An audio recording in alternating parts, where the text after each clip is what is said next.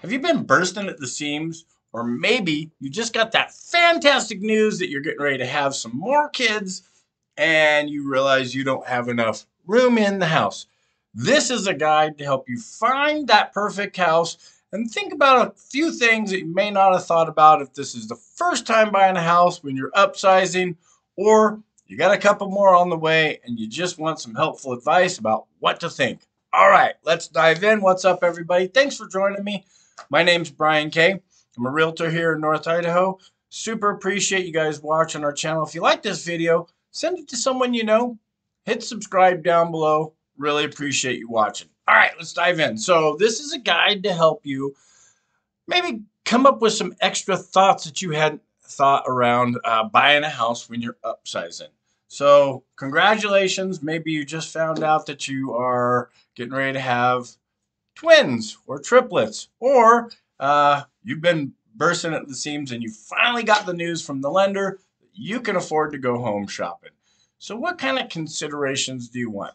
Well, one of them, when you're actually looking at the house, a lot of entry level homes have different layouts, different thoughts to them. Some of them are split level, some of them are multi level. You might have a basement, a ground level, and a upstairs. One thing to consider is, where do you want your kids? So obviously they're going to be in the same house, but if your master is on one level and your additional bedrooms are on a different level, is that going to be okay with you?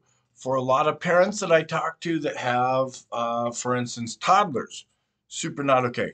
Toddlers are probably going to be staying in the master bedroom though, and once the kid gets to a age that they can be somewhere else, everybody's got their different opinions. So where do you want your kid to be? Is it okay if you buy a split level or a multi-level that your child is on a different floor? If it's not okay, does this house accommodate that? You can save yourself a whole lot of trips out to places if you think about that ahead of time. Okay, something else to think about, parks and schools. Now, if you don't have any kids already, newsflash, kids like parks and they have to go to schools. Well, nowadays you can homeschool. But this is a consideration that a lot of people come to me, and obviously I can't steer people one direction or another. However, a big consideration is, for instance, school areas, right? Is this school zone that I'm moving into a good school district? Okay. Maybe you got a kid that you want to be A plus all star at football. That might decide where you land. But the reality of it is, all school districts have some different pros and cons. And so you want to find the right school district that fits you. And is the neighborhood conducive with your lifestyle?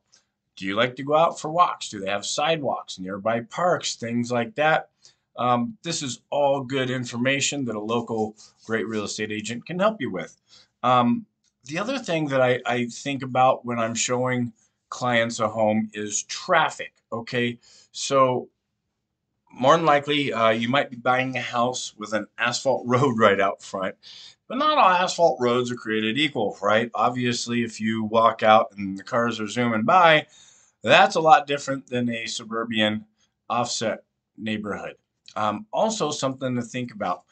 If you're in a loop, let's say you're in a cul-de-sac or something, you're not going to get a whole lot of traffic driving by. A lot more safety factors come into play when cars don't have a destination. You don't have as many cars. Kids may be out in the front yard, or shoot, just loading up kids into a car while it's on the road, parked on the sidewalk or something, is a whole lot more safe. And hey, even if you're parked in the driveway or the garage, if you've had kids, you know, they don't always pay attention. So they're running out in the middle of the road and everything else, right? So definitely traffic is a concern as well. And additional budgets for kids. Okay. So congratulations, you're having another mouth. That's right. So maybe two mouths to feed. And so while you may be okay affording one budget for your house right now, take into consideration that you're going to have diapers, food, everything else to be buying now. And so your budget for your house might be a little bit tighter. That's okay. We can still work around that. Talk to a great loan officer, talk to a great real estate agent to help you find what's right for you. Hey, I hope this helps you find it. Um, once I sit down with my clients and we've gone through some of these things and factored this out, it makes it a lot easier. We're having conversations on a daily basis now as these homes hit the market going, yeah, that looks really good. However, I noticed in the pictures this or this. That way, we're not killing all your time because if you're having extra kids, you probably need to put in extra hours to make a few extra bucks. Back to the budget thing, right? We want to make this as rock solid for you. If you've got a subject that you'd like to hear about, drop us a line. If you've got some comments, we'd love to hear from you guys. What do you think? What was the hardest thing about buying a house when you upsized? BK knows the way.